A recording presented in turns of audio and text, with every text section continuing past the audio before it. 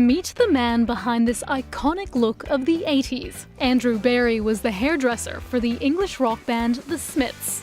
It's not because I was cool or special or anything like that. They literally lived around the corner from me and they went to my school. And when they first started, we were just friends. It was just luck, really, being right place, right time. These days, he's swapped British rock stars and his Soho salon for the well-heeled clients of Potts Point in Sydney. But his illustrious past was no guarantee for a smooth transition down under.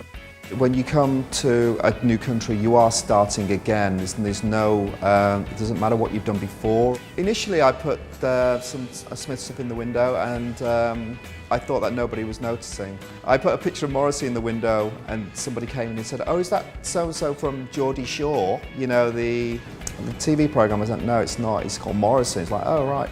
It didn't help that the street he originally opened on turned out to be much quieter than he expected. It was affordable, you know. There's always a compromise when you're on a budget. That particular location, I didn't realise until I went for a walk and I realised it was a bit of a dead end. And I just thought, foot traffic, you need the foot traffic.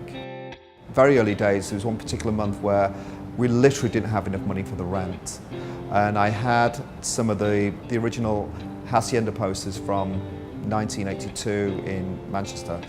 I thought, I'm going to sell them. I'm going to have to sell them. It's like selling the family jewels. I was like, nah.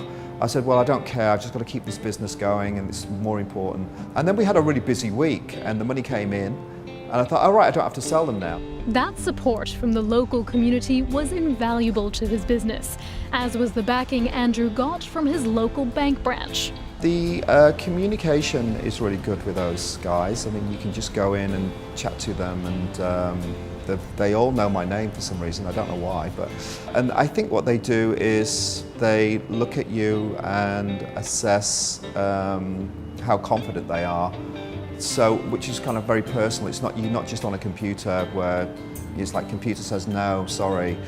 They can actually weigh it up a little bit and think, okay, I'll give this guy an opportunity. Eventually, after 3 years, we built up a strong clientele, so therefore then we could actually move to a bigger space, a slightly different location. It took Andrew and his team about 3 weeks to make the move from their previous location to this one, and it cost about $20,000.